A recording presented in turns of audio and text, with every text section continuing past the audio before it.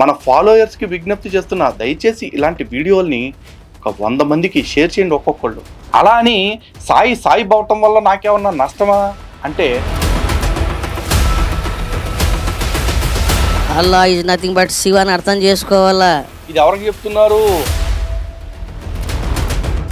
సిద్ధ గురువు ఏమి చెబుతాడో అదే వేదము. అంటే ప్రపంచ దేశాల్లో ఇప్పుడు దాకా నువ్వు తప్ప ఇంకో సిద్ధ గురువే లేడా? మరి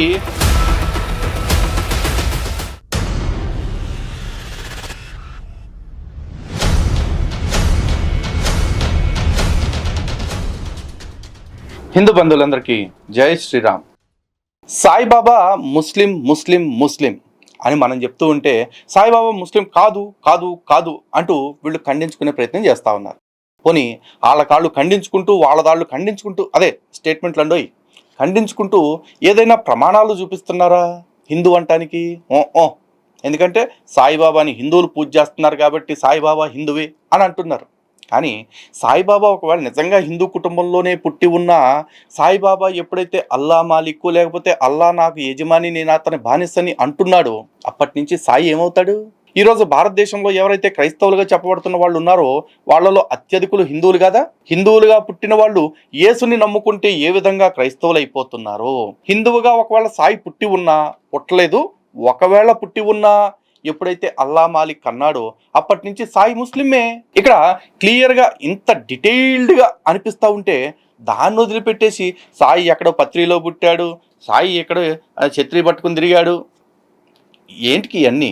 పైగా సాయిని ఎవరైతే బ్రాహ్మణుడు అని చెప్పారో ఆ రమణానందే స్వయంగా సాయి గురించి ఏం చెప్తున్నాడు చూడండి. ఇక తిరుగులేనటువంటి గురువు వచ్చాడు. ఎవరైనా షిరిడి సాయిబాబా. ఎవరి సాయిబాబా అంటే గొప్ప సూఫీ యోగి. Here ends the matter. ఇక సాయి ముస్లిం అని చెప్పేశాడు. చూసారా? అదనమాట.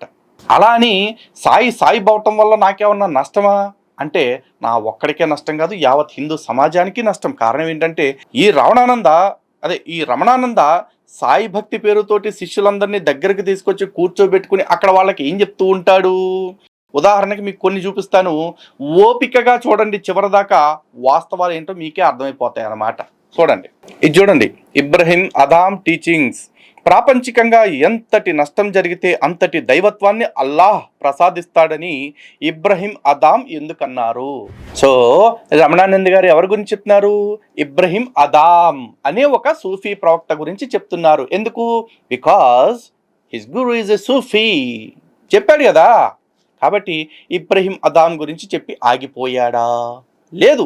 ఆ తర్వాత తబ్రీజీ సూఫీ లోకానికి ఉపదేశించిన సాధనా మార్గం ఏమిటో తెలుసా? ఈ తబ్రీజీ సూఫీ అంటే ఎవరో అని ప్రత్యేకంగా చెప్పక్కర్లేదు కదా. ఆ తర్వాత మహమ్మద్ ప్రవక్తకు దైవ దూతలతో ఉన్న సంబంధం ఏమిటో తెలుసా? ఏంటో మనం మాట్లాడదాం.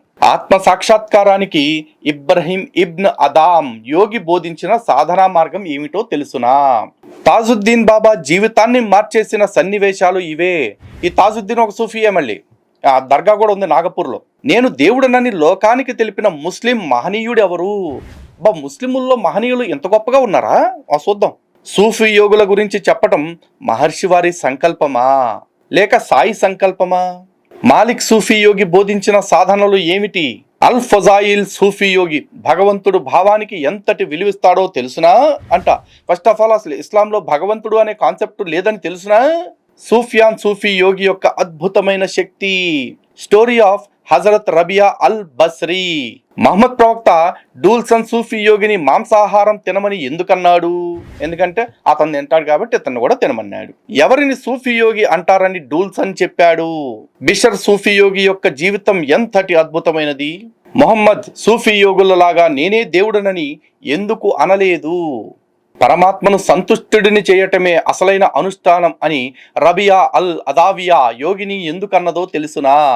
మాలిక్ దీనార్ సూఫీ యోగి ఎంతటి వైరాగ్యాన్ని సాధించాడు? డూల్సన్ సూఫీ యోగి ఎవరు? సైలానీ బాబా ఎవరు? వారి దర్శనం మహర్షి వారికి ఎలా కలిగింది? సైలానీ బాబా వారి దర్శనం కూడా ఒక సాయిబాబాని కాదండోయ్. దూల్నన్ అల్ మిస్రీ ఇంకొక సూఫీ.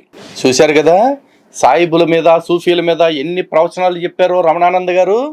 ఆయన ఏమంటారంటే ఇదంతా కూడా మత సామరస్యం కోసం చేశాను అంటారు. కానీ ఈయన ఇన్ని సామరస్యపూర్వక కబుర్లు కూడా ఎవరికి చెప్పారు? అక్కడ కూర్చున్న హిందువులకే చెప్పారు తప్ప అక్కడికి వచ్చిన ముసల్మానులు ఎవరైతే ఉంటారో వాళ్ళకి చెప్పలేరు. అలాగే ఇప్పటికీ కూడా ముసల్మానుల విషయంలోకి వస్తే ఈయనకి ఎంత ప్రేమ కనపడింది కదా, ఇంతకింత ఈయనకి భయం కూడా ఫుల్గా ఉంది తెలుసా.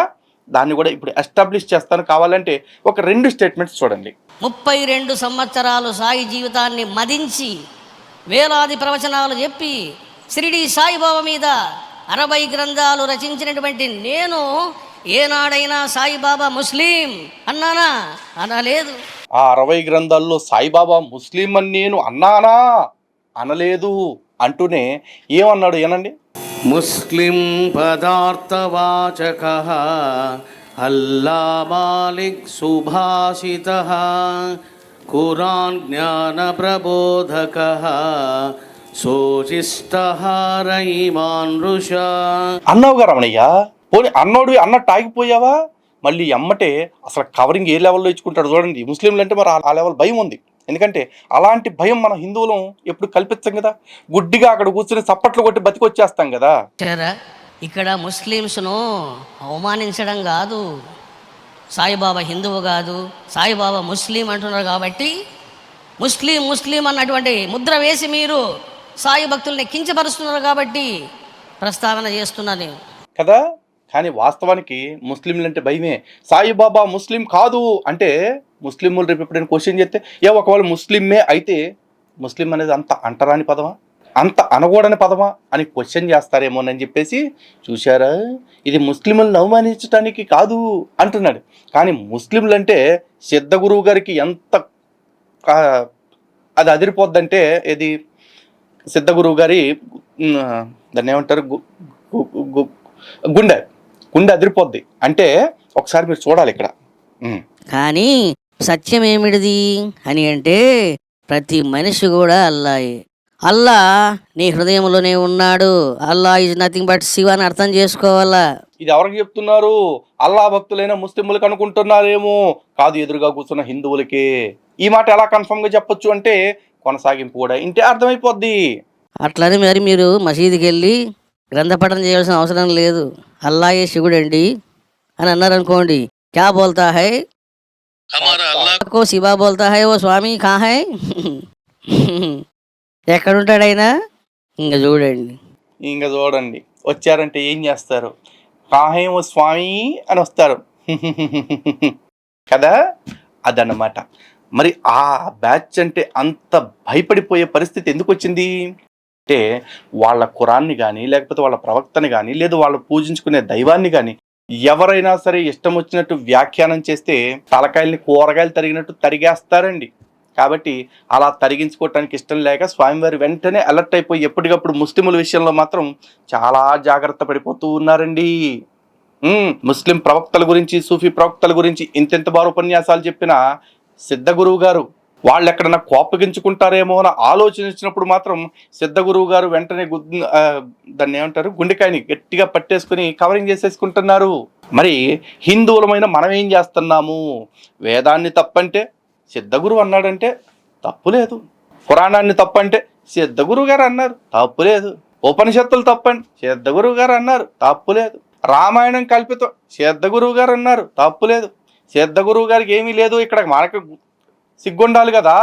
ఎందుకంటే గ్రంథాన్ని ప్రమాణంగా పాటించుకుంటూ గురువుల మార్గదర్శనంలో జీవించాల్సింది మనం. సిద్ధ గురువుదే ఉంది, ఆయన ప్రాభవం కోసం ప్రాబల్యం కోసం ఎంత సొల్లైనా చెప్తాడు. కావాలంటే ఈ లైన్ ఏంటంటే ఒకసారి, ఈ శాస్త్రములో ఏమున్నది, వేదములో ఏమున్నది, ఇది కాదు కావలసినది. ఒక సిద్ధ గురువు ఏమి చెబుతాడు అన్నది ఇంపార్టెంట్. చూసారా, వేదం గొప్పదే కావచ్చు, నేను కాదని చెప్పడంలే. కావచ్చు ఏంటి రమణ, వేదమే గొప్పది. వేదం వినా ఏది గొప్పది కాదు. వేదం తర్వాతే మిగతావన్నీ కూడా. శాస్త్రం గొప్పదే కావచ్చు, నేను కాదని చెప్పడం లేదు. కానీ సిద్ధ గురువు ఏమి చెబుతాడు అదే వేదము. దట్ ఈస్ రివైజ్డ్ వేదం. దట్ ఈస్ రివైజ్డ్ శాస్త్ర. అంటే ప్రపంచ దేశాల్లో ఇప్పుడు దాకా నువ్వు తప్ప ఇంకో సిద్ధ గురువే లేడా? మరి నీకు ముందు కూడా బోల్డ్ అంతమంది సిద్ధ గురువులు ఉంటే వాళ్ళందరూ వచ్చేసి వేదాన్ని పక్కన పడి శాస్త్రాన్ని పక్కన పడి అవన్నీ కూడా పనికిరానివి, అవన్నీ కూడా జస్ట్ ఋషులు దర్శించినవి మహర్షులు దర్శించినవే. కానీ సిద్ధ గురువులైన మేము చెప్పిందే ఇక నుంచి శాస్త్రము అని ఎవరు ఎందుకు చెప్పలా? ఫస్ట్ టైం అలాంటి దిక్కుమాలిన స్టేట్మెంట్ నీ దగ్గర నుంచి ఎందుకు వస్తా ఉంది? ఒకవేళ సిద్ధ గురువు చెప్పిందే శాస్త్రము అయితే తిరిగి నువ్వు వేదాల్లో ఉన్న విషయాల్ని ఎందుకు కోట్ చేస్తున్నావు? వేదాల్ని ఎందుకు తిరిగి తప్పులు సరిచేశాను అంటూ ముద్రించావు? తిరిగి నీ ప్రవచనాల్లో తిరిగి నువ్వు మాట్లాడే మాటల్లో మళ్ళీ భగవద్గీత శ్లోకాలు ఉపనిషత్ వాక్యాలకు సంబంధించిన అర్థాలని ఎందుకు చెప్తున్నావు రమణ? కొత్తవి నువ్వు రాయొద్దా?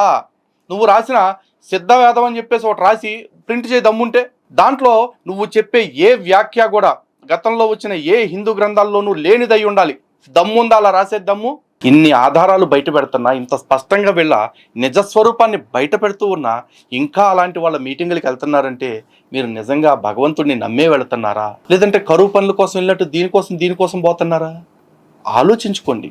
అలాగే హిందూ సమాజం మొత్తానికి విజ్ఞప్తి చేస్తున్నా, హిందుత్వ వాదులకి విజ్ఞప్తి చేస్తున్నా, మన ఫాలోయర్స్కి విజ్ఞప్తి చేస్తున్నా, దయచేసి ఇలాంటి వీడియోల్ని ఒక 100 మందికి షేర్ చేయండి ఒక్కొక్కళ్ళు.